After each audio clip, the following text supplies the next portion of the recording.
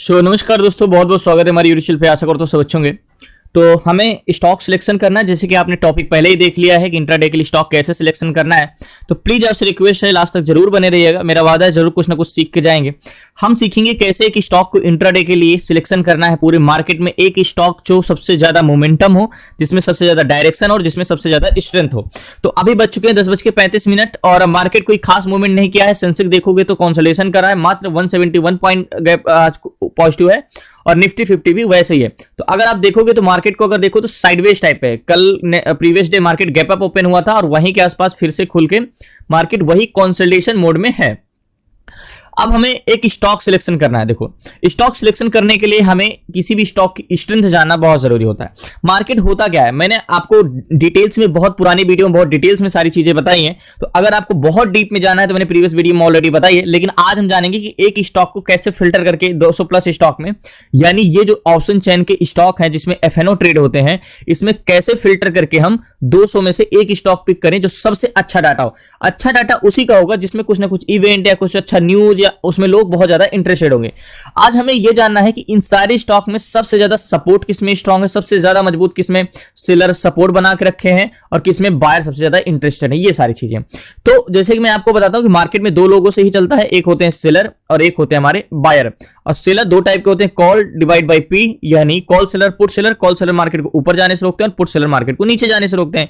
यानी put seller support create करते हैं, कॉल सेलर रेजिस्टेंस क्रिएट करते हैं। इन दोनों को डिवाइड करते हैं तो हमारा रेशियो निकलता है, यानी सीपीआर। और पीसीआर में भी कॉल बायर, पुट बायर और रेशियो, यानी CPR. Call buyer, put buyer. Call buyer market को ऊपर ले जाते हैं, पुट बायर मार्केट को नीचे की ओर ले जाते हैं। तो यहां पे 200 प्लस स्टॉक में ऐसे एक एग्जांपल बताता हूं कैसे। देखिए, अब ये पीआई इंडिया है, पीएनबी है, सेल है, आरबीएन है, रिलायंस है, कोई भी स्टॉक में देते हैं। वीवीएल है। तो वीवीएल में अगर देखोगे तो 8000 अच्छी स्ट्रेंथ है, चलो और अच्छी स्ट्रेंथ है। वोल्टस है, वोल्टस में भी कॉन्ट्रैक्ट ग्रीन है। पीएनबी हाउसिंग है, तो पीएनबी हाउस में देखो कॉन्ट्रैक्ट क्लोज हो रहा है। 24000 कॉल बायर भले हैं लेकिन उतने मतलब ट्रेड हम नहीं कर सकते। पीएफसी है। अब देखो, अब बोलोगे ये वॉल्यूम होता है। मैंने पुरानी वीडियो में काफी अच्छे से आपको एक्सप्लेन किया है। तो वॉल्यूम को कैसे देखना है, ओआई को कैसे देखना है, मैंने ऑलरेडी बहुत डीप में एक्सप्लेन किया है। तो आप प्रीवियस वीडियो जरूर देखिएगा तो उसमें समझ जाइएगा। तो देखो, कॉल बायर मार्केट को ऊपर ले जाते हैं, हमने थोड़ा सा भी समझा। तो यहां पे कॉल्स बायर यानी कॉल्स वॉल्यूम को ही कॉल बायर बोलते हैं, ठीक है। तो 5400 ये कॉल बायर है, 2500 पुट बायर है और 12000 पुट सेलर है, 15000 कॉल सेलर। देखो, अब एक हम समझते हैं मार्केट को, ये जो स्टॉक मार्केट है यानी किसी भी स्टॉक को हम एक बस समझते हैं, ठीक है। ये एक बस समझते हैं। एग्जांपल के तौर पे मान के चलो, जस्ट 1 मिनट, मान के चलो मार्केट में ये एक बस का काम कर रहे हैं, ठीक है। एग्जैक्टली ये, ओके, ये एक बस का काम कर रहा है, ठीक है। ये अब हमें ये देखना है। देखो, ये जो कॉल सेलर है ये क्या काम करते हैं, ये मार्केट को ऊपर ले जाने के लिए रोकते हैं। कॉल सेलर काम क्या होता है, मार्केट को ऊपर ले जाने के लिए रोकते हैं, ठीक है। रेजिस्टेंस क्रिएट करते हैं, यानी ये कॉल सेलर जो है मार्केट को ऊपर ले जाने से रोकते हैं, यानी एक रेजिस्टेंस क्रिएट करते हैं, ठीक है। अब पुट सेलर जो होते हैं मार्केट को सपोर्ट क्रिएट करें 12364। तो ये मार्केट को क्या करते हैं, सपोर्ट क्रिएट करते हैं, यानी इस बस को नीचे जाने से रोकते हैं, ठीक है, ऐसे ये। तो अब मुझे बताओ, अगर एक आप सेलर के हिसाब से देखो, यानी पीसीआर देखो, तो यहां पे क्या ज्यादा है, कॉल सेलर ज्यादा है या पुट सेलर, यानी इस बस में मार्केट को, इस बस को आगे जाने से रोकने वाले की संख्या ज्यादा है या नीचे जाने से रोकने वाले की संख्या ज्यादा है। तो आप बोलोगे 15000 कॉल सेलर, 12000 पुट सेलर, मतलब कॉल सेलर संख्या ज्यादा, यानी रेजिस्टेंस ज्यादा मजबूत है, ठीक है।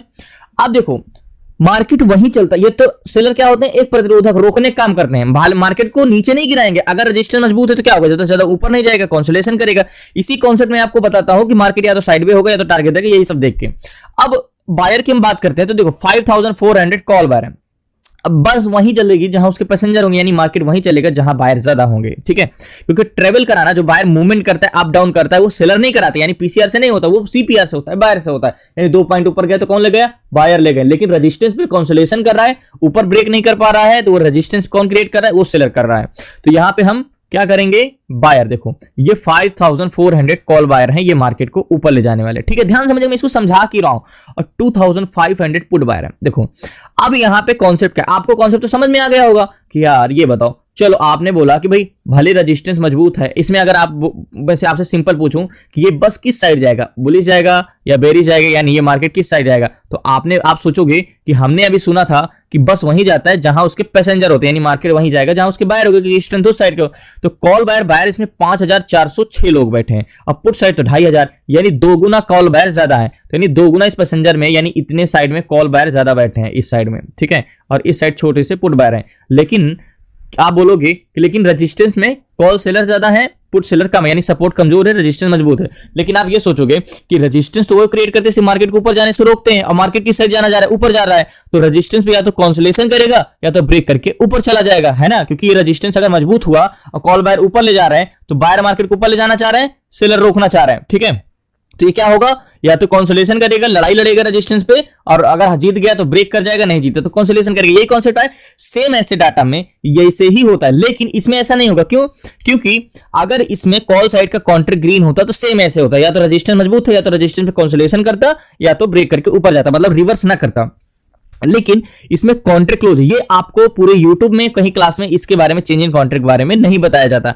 तो ये कॉन्ट्रैक्ट ग्रीन है तभी ये वॉल्यूम की मान है। अगर मान के चलो ये पुट साइड का कॉन्ट्रैक्ट ग्रीन होता, भले कॉल साइड का 5400 कॉल बायर हैं, तो मैं इस बायर को महत्व नहीं देता, इस बायर को महत्व देना, क्योंकि रेड और ग्रीन ये बताता है कि पैसेंजर अभी बस में बैठे हैं कि नहीं, नंबर में तो हैं लेकिन क्या पता उतर गए हो। तो इसमें ये बता रहा है कि कॉल साइड के पैसेंजर भले 5400 नंबर में, लेकिन ये सारे कॉन्ट्रैक्ट क्लोज हो चुके हैं, और पुट साइड के भी कॉन्ट्रैक्ट क्लोज हो चुके हैं। तो मतलब ये बोथ साइड मूवमेंट करेगा पीएफसी, ऊपर भी नीचे। तो इसमें हमें ट्रेड करना नहीं सही, दोनों रिस्की है, दोनों साइड मूवमेंट करेगा। देखो पीएफसी, अब मैंने चार्ट तो नहीं देखा इसका, अब जाके चार्ट देख रहा हूं, तो मैंने एक वर्ड क्या बोला, बोथ साइड मूवमेंट, यानी दोनों साइड मूवमेंट करेगा।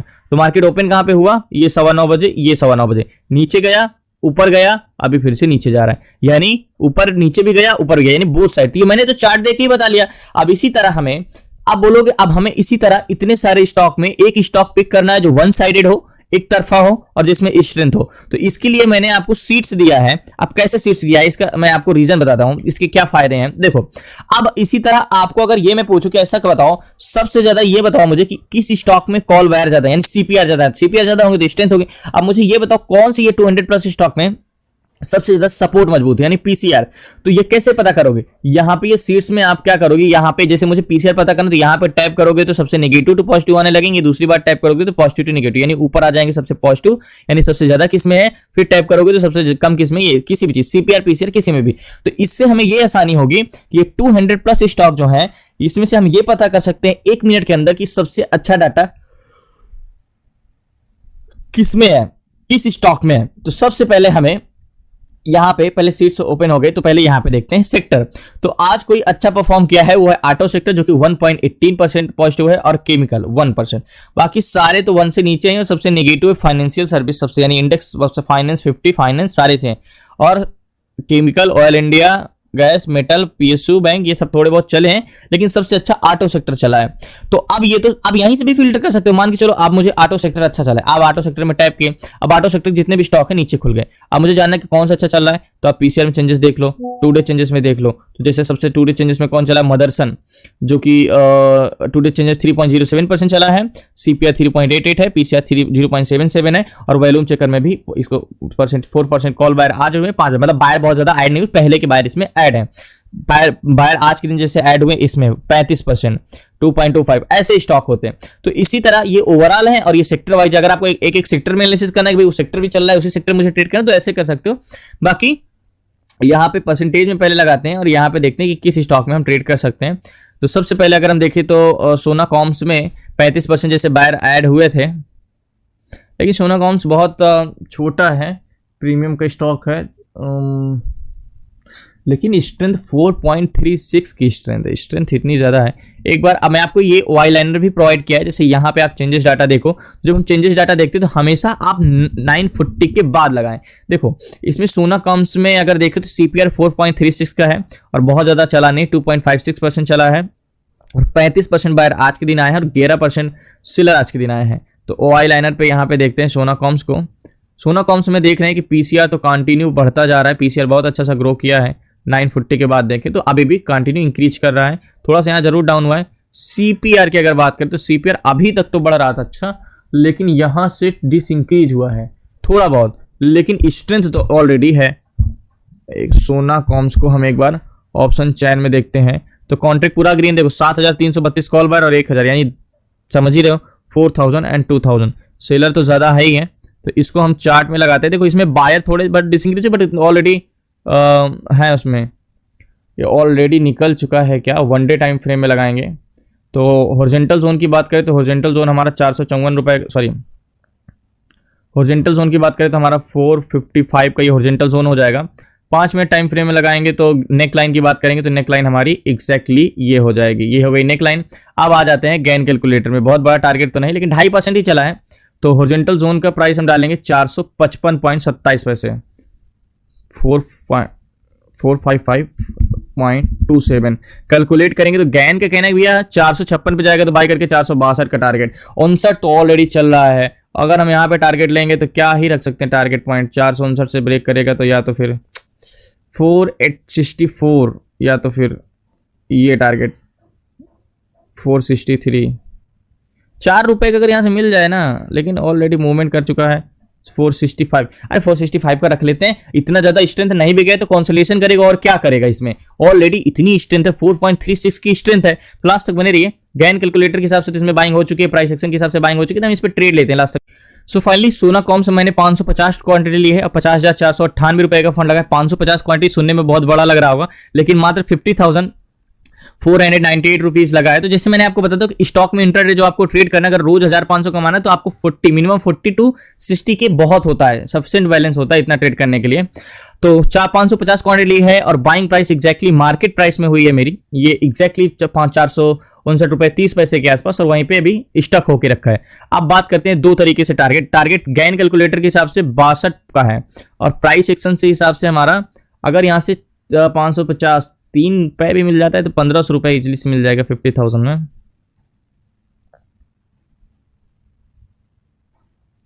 यहाँ पे थोड़ा रेजिस्टेंस जरूर है,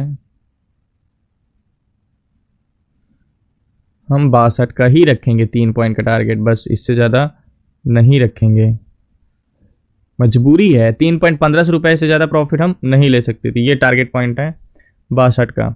अगर ये जाता है तो वेट निकल जाएंगे, 3.15 का प्रॉफिट इजीली से हो जाएगा, और नहीं ज्यादा से ज्यादा जाएगा तो कॉन्सोलेशन करेगा, कोई खास ज्यादा वो नहीं है। तो वेट करते हैं, लास्ट तक बने रहिए प्लीज, नए हैं चैनल को सब्सक्राइब कर लीजिएगा, इंतजार।